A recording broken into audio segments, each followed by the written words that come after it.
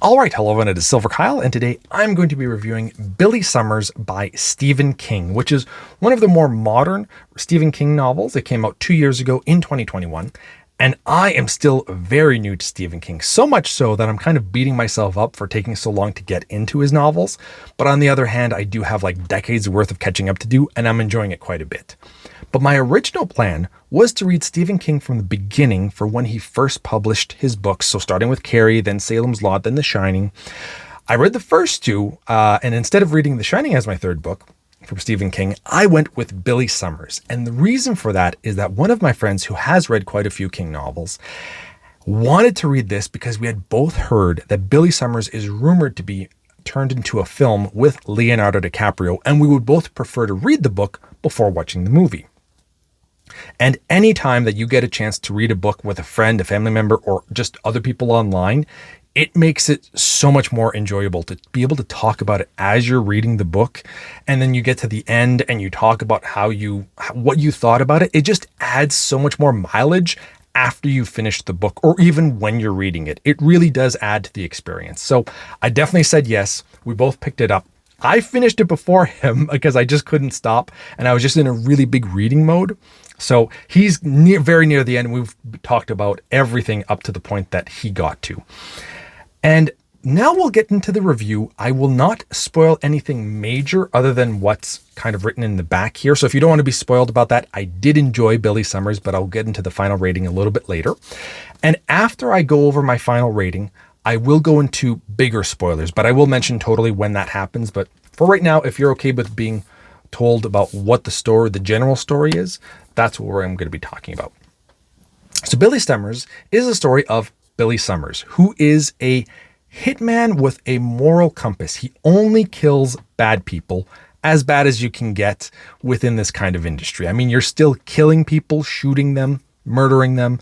It's a harsh business, but at least he has a bit of a moral compass that he will not just kill like a child or somebody that he doesn't seem to fit the criminal code or his code. So the only thing is that he's now getting into his 40s and he wants to retire. And in this industry, it's rather hard to do.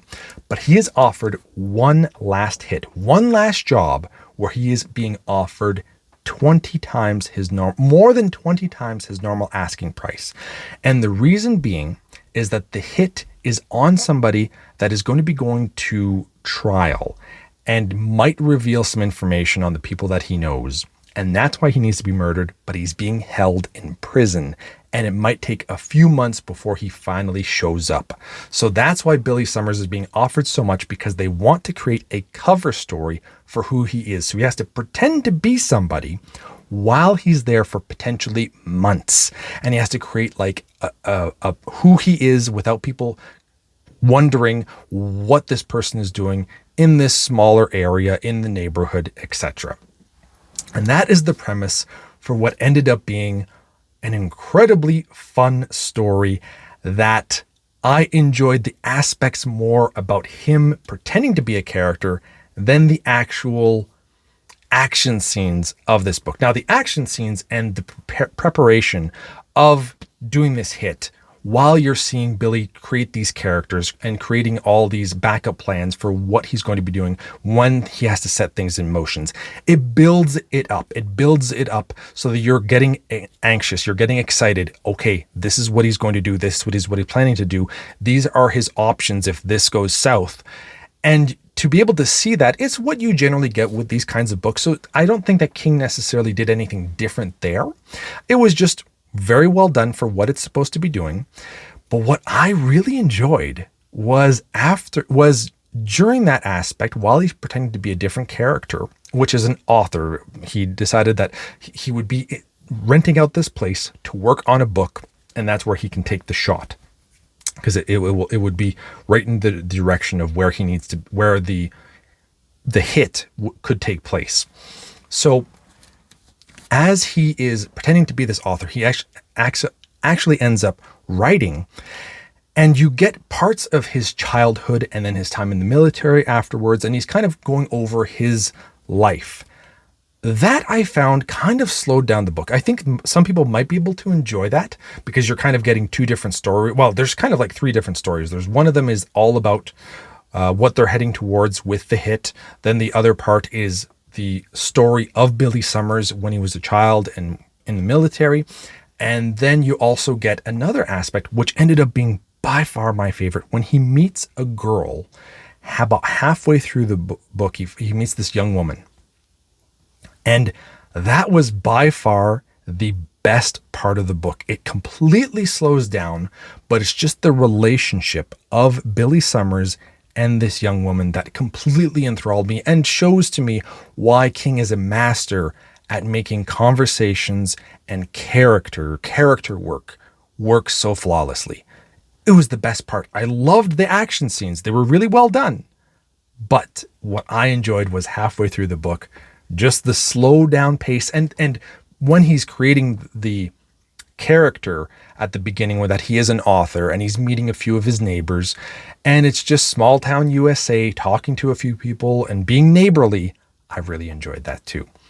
The last act of the book kind of tries to entwine everything together, and it was okay, but I enjoyed much more the first and second act of this book, especially the second act when things had completely slowed down. So I'm going to give it a 3.5 out of 4 stars on Goodreads, 3.5 out of 5 stars, a 4 stars on Goodreads, because it did lean more towards the 4 than the 3.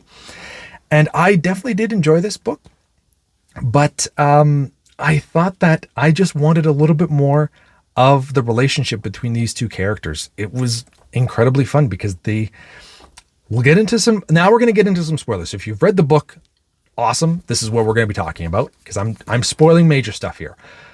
The first act is all about leading up to the hit. And then you get at the end of the first act, he actually pulls it off and kills his target. And I was like, I thought they were going to be building the whole book, and the end of it, like the third act, would just be pure chaos and having them go for like maybe 50 to 100 pages, hopefully, about like the aftermath, right? That's what I was thinking it was going to be. No, first act, there he is. He's out, boom, takes the shot, and everything kind of goes crazy for a while. And then Billy Summers has to lay low, meets the woman character, and I'm sorry, I can't remember her name anymore. And it's just two people that don't trust each other because he went out and saved her for being raped. She doesn't know if he was the one that raped her. She doesn't really know really what happened because she was drugged. And they kind of don't trust each other. She finds out that he was actually the killer, the hitman. And they're both like, we could both screw each other over here. But she's having to go through some issues because of the rape and what she's gone through with, like, she doesn't want to go talk to her mother or anything like that. And it's just, man, you have two misfits in two completely different areas in their lives, and one of them's a hitman, and you're making it work and having them form a friendship, this bond. It was so much fun to read that. That's my favorite part about Stephen King every time is the character work. Just give me a bunch of characters and explain their mundane lives, but King does it in such a way that I just absolutely can't get enough. And I prefer it over the action. The third act is Billy Summers, going over, and he didn't get paid, and he wants to get paid by Nick. So he's going to go over and see what the heck happened, why he's not getting paid. Obviously, it's because it looks like they were going to use him as, Billy Summers knows too much, and they're just going to kill him off instead. And he ends up dying there, but he ends up, talking to Nick, and he looks like he's going to be getting his money and all that kind of stuff. He ends up dying in the very end, and they make it seem as if he had made it out. He didn't, because they made the woman character, or the young woman, make it seem as if he had made it out. But then the guy, the guy at the cottage, like his main contact that kind of put this all together, asks what really happened. And I liked that aspect. That little part was kind of nice. I do think, though, that it might have more of an emotional pull.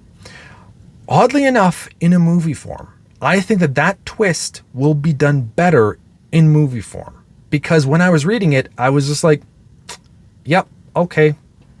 Doesn't really do that much to me. I just want to go back to them being friends and kind of learning to be friends. That's really what I liked. And so the whole third act to me was just okay. First act was good because I still really enjoyed creating creating all the plans and then going through with them.